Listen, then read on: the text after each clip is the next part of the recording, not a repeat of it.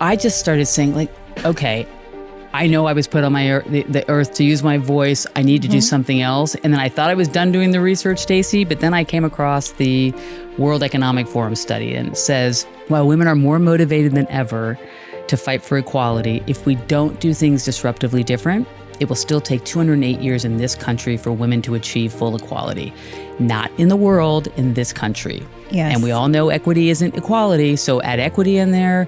We don't have more time to waste.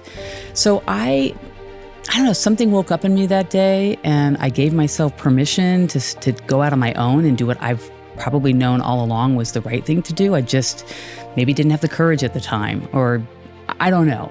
But when I gave myself permission, it unlocked something inside of me, and Teneral Cellars came pouring out of me in an instant. And I hadn't given it an ounce of thought. When I dreamt of the Harmony Moves podcast, I knew that I wanted to interview women who are influential business leaders in their industries, who are making a transformational impact on the world and in their communities. And I knew that one of the first women that I wanted to interview on the show is Jill Osur. She's the president and CEO of Teneral Cellars. And here we are in the foothills of California at the winery. And I am just so pleased and thrilled to be here with you today, Jill. Oh, thank you. And so thank you, Stacey. But we have to do a toast, right? It's customary in the wine industry. And just so everybody knows, so when you do toast, we have to look each other in the eyes, and then we have to drink immediately because you don't want any bad, juicy juju coming back at you. No, we don't want any of that. Cheers to you. Cheers to you and to big dreams, to dreaming bigger. Mm-hmm. Here's to big dreams and finding our true selves, speaking up and speaking out. And how about using wine as a conduit for change? Love that. So, the wine industry, can you please share, how did your journey begin as one of the few women-led, women-owned winemakers in the country? Yeah, it's interesting. I came up to go to Berkeley, played softball in 1985, and I was so close in Berkeley to Napa that I really fell in love with wine, and I love how wine connected people. And I was in politics for a while. There was always great wine at every party I went to. There was great wine, and it just seemed that for me, over the course of my life, the best conversations I've had, there's been wine on the table. And so I put up on my vision board to get into the wine industry. I was CEO of a tech company at the time. I met a CFO who had taken the largest nut company in the world public, knew everything about wine. And we just started talking about, wouldn't it be great to own a wine company? And so after the economy crashed in the 2008, 7-ish timeframe, we realized that there was an opportunity to get into the wine industry on the distribution side. And so we did that. We built a healthy wine company. We came up to El Dorado County, moved up here, started farming, not just making wine, but we actually bought a winery out of Watsonville, out of Central California, and moved up here. The dirt is beautiful up here. There's no water issues. There's no production restrictions like Napa has. And the dirt and the quality is equally as good as Napa, but it cost a fourth, if not a fifth, if not a tenth of what Napa costs. So we did that. Grew very successful company. But for me, everything changed when COVID hit. I had already known this, but I was feeling like I really couldn't speak my truth a lot. And our business styles were very different. He was from the UK, so he leads by chain of command. And being a former competitive athlete, everything for me has always been about teamwork and collaboration and co-creating. And so I feel like we're better together. We don't put people into their spots and say, you've got to stay there. And so some of that discourse started to sort of percolate. And then following the murders of Breonna Taylor and Ahmaud Arbery and George Floyd, I brought our executive team together, which was myself and 3 other men. And I said, we really need to do a post around Black Lives Matter because we had a diversity of employees, investors, and customers. And how do we not speak up and say something? Because the whole world, our country was hurting and there was so much division. And so I said, why don't I craft something? And if everybody's in agreement, we'll post it. So we posted it. And the following morning, there was a very unexpected and threatening email waiting for me when I woke up. But all four of us were on the email, but the email only said, "Dear Jill, how dare you post this Black Lives Matter post? This political post will damage me both personally and professionally. And if you don't take it down, I'm going to ask for your resignation. And if that doesn't work, I'm going to hire attorneys to sue our own company." And this was from our largest investor. And the week that followed was really interesting because we had wine bloggers praising us for being one of the first winery groups to take a leadership position. So they're like, patronize their 3 tasting rooms, come support them. They're doing the right thing. We had some wine club members that quit because they believed the same thing that our investor did, that somehow if we were supporting Black Lives Matter, we weren't supporting our local police or, other institutions. And honestly, if they just looked at our body of work, we've always been one of the biggest donors up here. I mean, I worked at Special Olympics for 15 years, so I'm always at fundraisers, the one getting other wineries to do live auction items and getting the bids up and always giving back and supporting. But people just made their own judgment without really looking at our body of work and past judgment in that way. And then our investor kept asking for my resignation and asked for a board meeting at the end of the week. And we did meet, and the board voted that we would keep the post up, but we'd also never use our voice moving forward. And I was the only dissenting vote on that. But I was really proud to lead that effort. And we were all home because of COVID. And I just started to say, what am I doing as a leader in the wine industry to be part of the solutions that I want to see? I was born in a Jewish family, Reformed Jew, but we were taught tikkun olam, which is to repair the world. And before you repair the world, you repair your community. Before your community, your family. I've been on the front line of many social and racial justice fights, so that comes normal to me. Using my voice was instrumental for me to be successful as a collegiate athlete, as a catcher. And so I realized how tamed I had become in this industry that's so steeped in tradition and dominated by men. And so I just started looking at data. And I came to find that there's only 10% female winemakers, 0.1% Black winemakers, men and women. Wow. Female sommeliers are making 70 cents on the dollar to their male counterparts. Oh, my goodness. Yeah. And yes, while there are women who work in tasting rooms, those aren't leadership positions, the majority of them. But when you look at the industry as a whole, there are very few women in leadership positions and even fewer women of color. Yet almost 70% of all wine is purchased by women, and the industry doesn't reflect its largest customer. So I just started saying, okay, I know I was put on the earth to use my voice. I need to do something else. And then I thought I was done doing the research, Stacey, but then I came across the World Economic Forum study, and it says, while women are more motivated than ever to fight for equality, if we don't do things disruptively different, it will still take 208 years in this country for women to achieve full equality. Not in the world, in this country. Yes. And we all know equity isn't equality. So add equity in there. We don't have more time to waste. So I don't know, something woke up in me that day, and I gave myself permission to go out on my own and do what I've probably known all along was the right thing to do. I just maybe didn't have the courage at the time, or I don't know. But when I gave myself permission, it unlocked something inside of me, and Teneral Cellars came pouring out of me in an instant. And I hadn't given it an ounce of thought. And so I thought, you know what? I'm going to build a company that is women-owned and run. And we're going to be on a mission to reshape the industry to reflect its largest customer. We're going to sustainably farm and produce our wines because that's critically important to take care of Mother Earth. We're going to make sure that all of our vendors and suppliers are women and minority-owned companies, because if I just did half, I feel like I'd be carbon neutral and not disruptive. And we have to do something disruptive to change that number. And then I knew all along, because I come from working in charity, but I knew I was an entrepreneurial spirit, so I had to do it my way. And I always thought I could probably do more impact being out on my own in a for-profit than actually trying to fit my entrepreneurial spirit into a nonprofit environment.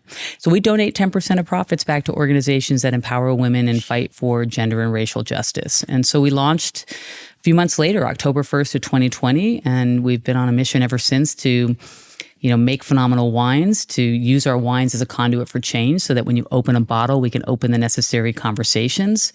And at the core of it is just harnessing the power of business for good and doing it in a way that feels authentic to me and quite frankly, authentic to women. Well, that's outstanding, Jill. Can you share a little bit about some of the organizations that you've been giving back to? Sure. Our very first collection that we did honored the legacy of former Supreme Court Justice Ruth Bader Ginsburg, and we gave back to the National Women's Law Center because they actually fight for women's rights and equity and equality. We have supported the National Network of Abortion Funds with our with our collection that was fighting for women's fundamental rights. And again, some people might say that some of the things we do are political, but that whole collection was fighting for a woman's right to choose. Your choice is your choice. We just believe that to be treated as an equal citizen in this country, that a woman should have a right to make a choice on her own, of her own body. And we also supported the Supermajority, which is an organization that helps women get elected, because we know when women are in elected positions, they will make sure that no one goes hungry.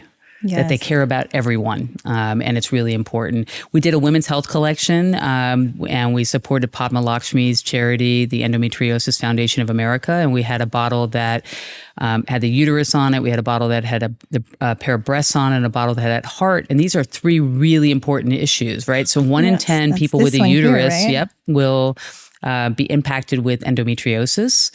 1 in 8 women will be diagnosed with breast cancer. 1 in 3 women in this country will die of cardiovascular disease.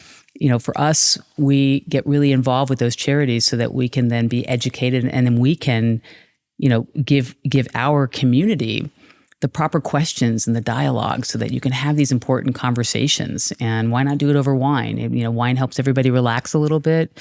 You can have meaningful conversations, and we guide people along the way so that you also have facts, so that right now it's unfortunate, but we're in a time of a lot of divisiveness, and it's hard when we disagree. And we've kind of moved past this point where we can agree to disagree. And we just get into, if you're not on my side, we can't be in the same room anymore. And that's sad. And so we really want to bring people together and recognize that we all have more in common than we don't. And so we try to do a lot of mindful themes around things that are important, that we can educate and inspire and allow people to drink, great wine in the process. I'm out. I'm doing this. And then again, it just unlocked something in me where Teneral Cellars came pouring out of me. And it was so clear, Stacey, when I gave myself permission and something unlocked. It was like never had I even given it a thought, yet I could see the logo. I wanted the dragonfly because a dragonfly represents the transformation I want to see in the world, and it reminds us to be the light.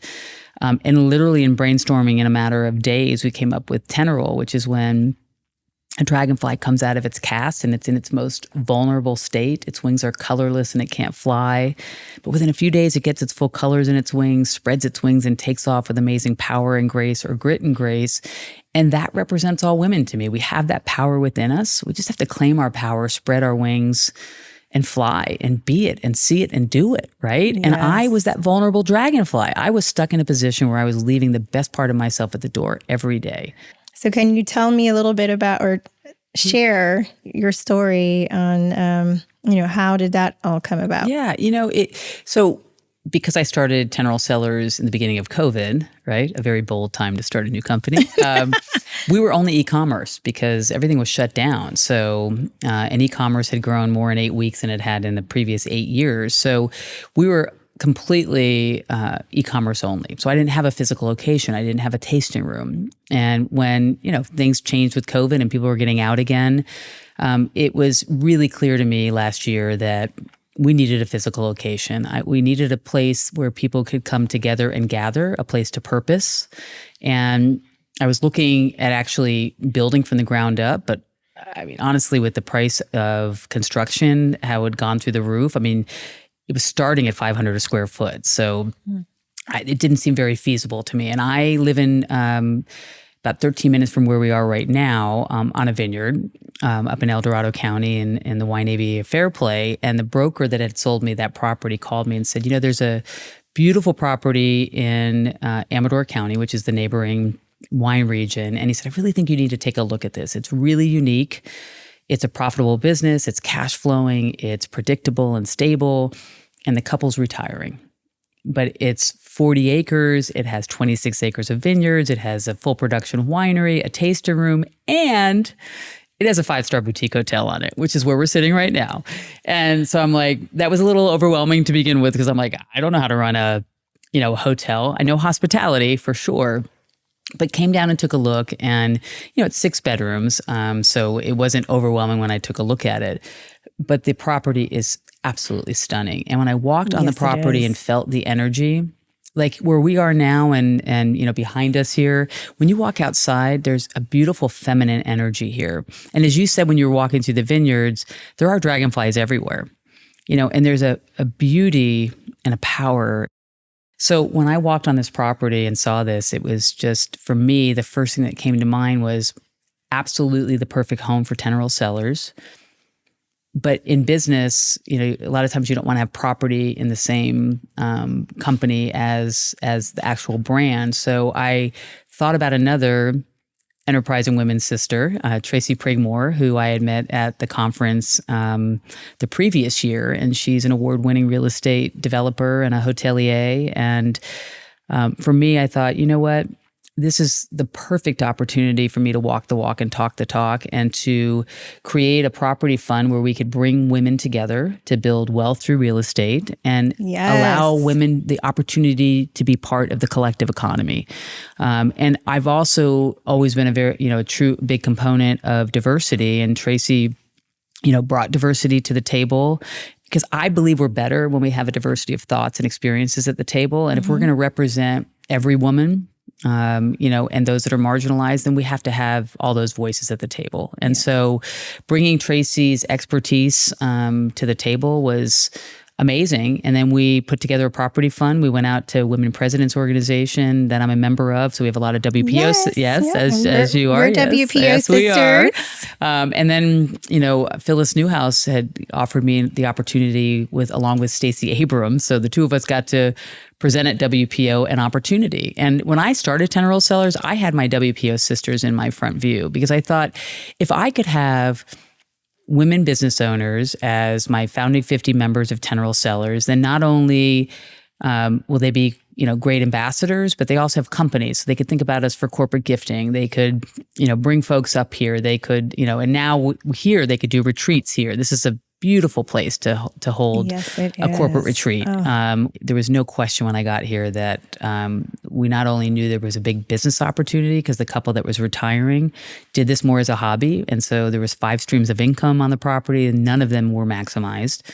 And so looking at that, we knew that we could deliver great investment returns for our investors, but also, allow women to be part of something that often they're left out of. Women are often not given the opportunity to invest. And I have to say, I am so proud to be an investor in this beautiful vineyard and winery and historical winery. You know, I mean, we're so proud to have you part of this, Stacey. Seriously, and to get together with the WPO sisters and with you and Tracy, and to make history, and and I'm proud to share that with my daughter and my mom, and and everybody in my community, that it's possible. And I appreciate you for having that vision and that dream and going for it, and making that opportunity available for women like me who are looking to invest in things that we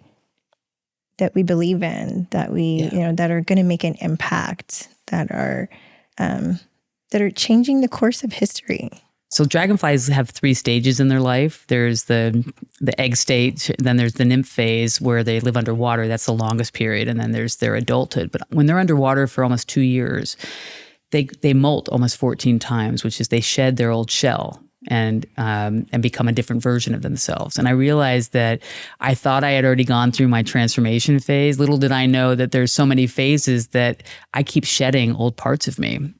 And now I'm excited about what's coming next. Because then I realized, well, I deserve to have a great relationship. It's not just about work all the time. Mm-hmm. And what does that look like for me? But then I realized, for me to have a great relationship, I actually have to learn to love myself, because all the things that I got constantly pushed at me as a child. All the things that girls and women have to do. I was putting everyone else's needs ahead of mine.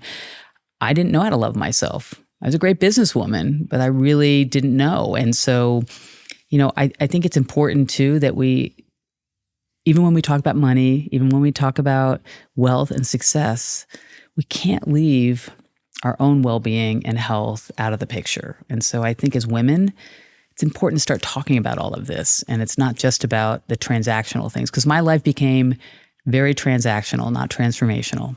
Well, thank you for being vulnerable, just like that dragonfly, and sharing, your story and your journey.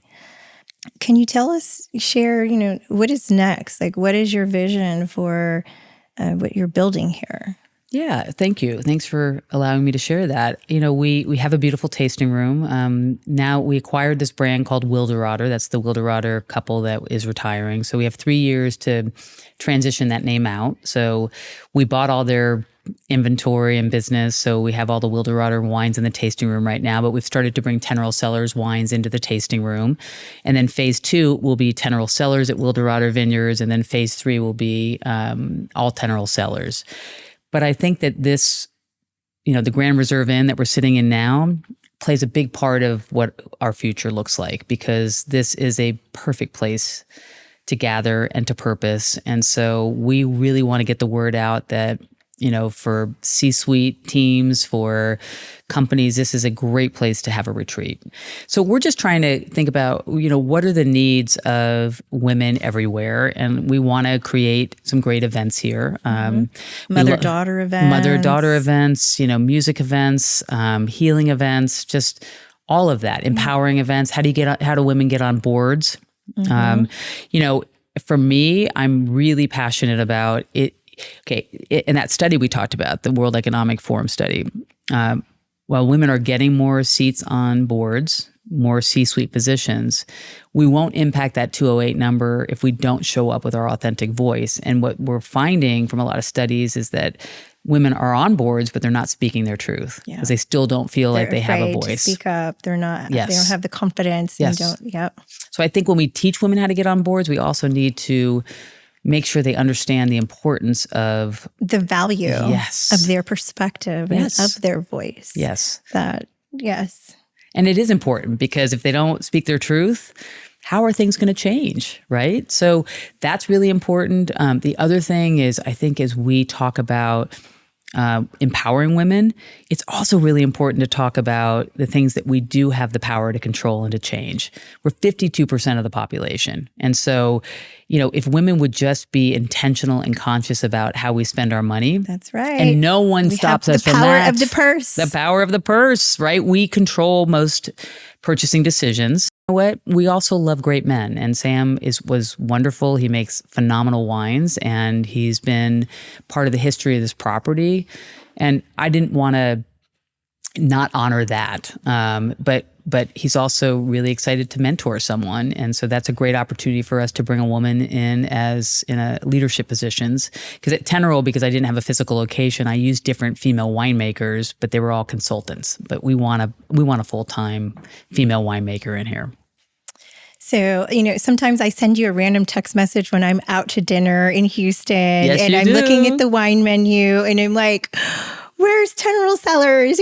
How can I get some wine at this 5-star restaurant, from my sister's winery? So, what is the future like? How can we support Teneral Cellars? It's definitely part of our future, because the more we can have a national presence in wholesale and be in, the big supermarkets or Target or some of these big stores, then the more impact we're going to make, the more women we can elevate in the business, and the more we can really give back to the charities that are doing the necessary work to create a world that's more equitable for all women and those marginalized. So what are you dreaming bigger about these days? I love that question. I really do, right? Because so I was sharing my story, from the outside, by appearances, people could say, well, you've made it, right? I mean, look at this place. Who wouldn't want to own this? I like the dragonfly, I know there's still so much more unraveling for me that's coming, and so much more transformation that's still coming. And I wake up every morning. I've done a DISC assessment, and those that are maybe not familiar with a DISC, it's like Myers-Briggs. It's like a personality test, and I'm a high D, high I, so I'm a dominant and influencer. But my driver is altruism. So I want to make the world a better place, and I do wake up every morning. I do a practice of Kundalini yoga, which moves all my chakra energy, and I meditate. And meditation's been one of the best game changers for me, because it's not about avoiding what you're feeling. It's about actually acknowledging what you're feeling without judgment, but it grounds me in the morning so that I can show up and be love every day, and show up and be the kind of leader that I want to be. But it also in the morning gives me some reflective time to say, not only what am I doing today, but what am I doing in the future? I stopped publicly speaking this last year to acquire this property. Public speaking and talking to women leaders on how to tap into full capacity thinking, which is tapping into your head, your heart, and your gut so that you can operate in your brilliance and be the highest, most authentic version of yourself. And as I was doing that, and I thought I was showing up as the highest, most authentic version of myself, I didn't even realize that I was only just beginning. And so I want to do a lot more public speaking, because I know when I have done speaking that it really does impact women to even just go back and sit with themselves to make the change that's necessary. And a lot of that is just taking a pause and really checking in. So I think more public speaking for me, for sure. I would absolutely like to will grow this brand to be, a massive powerhouse where we are in every store around the country, and growing a business where we're elevating so many women, not just elevating them, because again, I don't want it to be just about what your title is, but I want women to work for a company where they can show up as their authentic self and feel loved and feel seen and heard and valued. And maybe we do more of this. Maybe we buy another property and replicate this in different parts of the country. I don't see why we wouldn't do that. Yeah. That's incredible. So in the vein of dreaming bigger, I also sent you a text message that, one day it would be incredible to have a Cabernet, because I'm a big cab drinker. I love my big, bold, smooth reds, and have a dreaming bigger cab. So I commit to you that we will do that.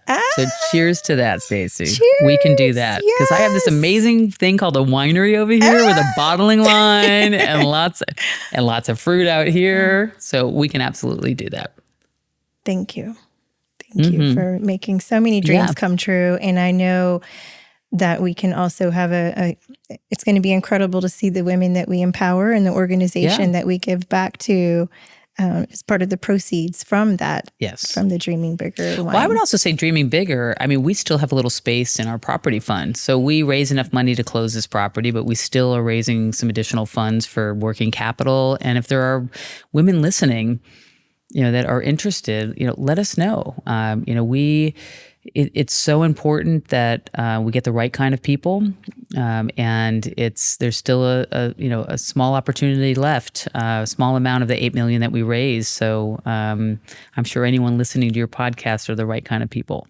Yes, and tell us a little bit too about just the diversity in the investors that are there. Yeah, so the network. That was just so exciting to see the beautiful diversity. I mean, we have diversity across the board. I mean, we have. I think we now have like 43 investors. I think over 50% are women of color.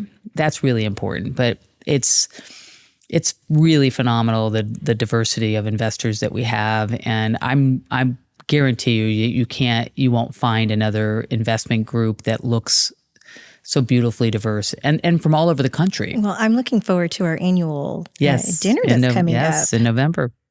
And so, and what is the makeup of the investors, and what are some of the plans for the annual? Oh, the party? Yeah. Well, we're going to definitely do a winemaker dinner.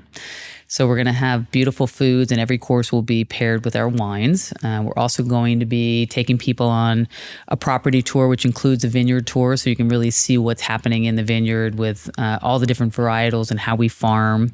We'll take people into the winery, do some barrel tasting, and hoping to have our master sommelier, Emily Wines, out, who's one of the few female master sommeliers in the world. And she was actually the president of the Court of Master Sommeliers and really led the charge when there was a lot of abuse happening by the court, by some of these men. In our country, we made master sommeliers rock stars, and there were a lot of men that were abusing the women that they were mentoring and bringing up. And she has righted that ship. And yes, her last name is Wines. She'll pull out her 7th grade yearbook to show that it's always been Wines. And so we might do some barrel tasting and kind of show, like, we're drinking with Riedel glasses right now. And this brand of wine or glasses, like literally with a different edge, it puts the wine in a different part of your palate. And so kind of educate people on that. And we've got a phenomenal band called the Dirty Cello coming in so that we can dance and have a great time. And we'll definitely do a business meeting. But we want everyone to get to know each other because this is a unique group. I just wanted, again, I have gratitude. I am elated, excited. Ecstatic. I use it too much. Yeah. Oh, I'm ecstatic to be part of this game-changing, disruptive investment. It's not just an investment of money, but it's an investment of it feels good and it feels right.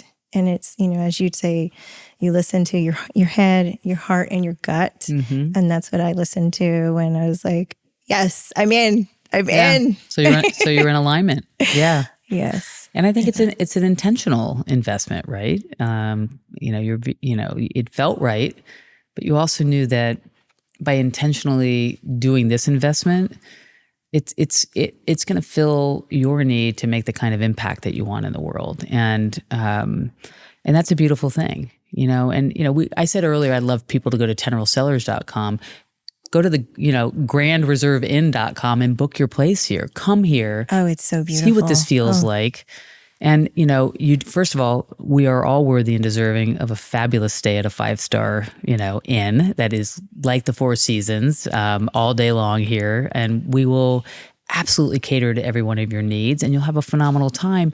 But then when you come here, then you could see that you should be bringing your team back and other people. Mm-hmm. And I know my parents are going to love it. Oh, and yeah. My we have son and amazing daughter. chef dinners here that we pair with, with wines, and it's just a remarkable getaway. But what's important is that we are, as women, that we are supporting other women.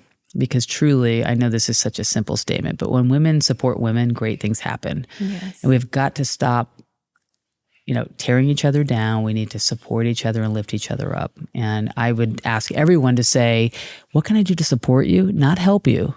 Support brings us together. Help pushes you back, goes, I don't need help, right? But we all could use some support.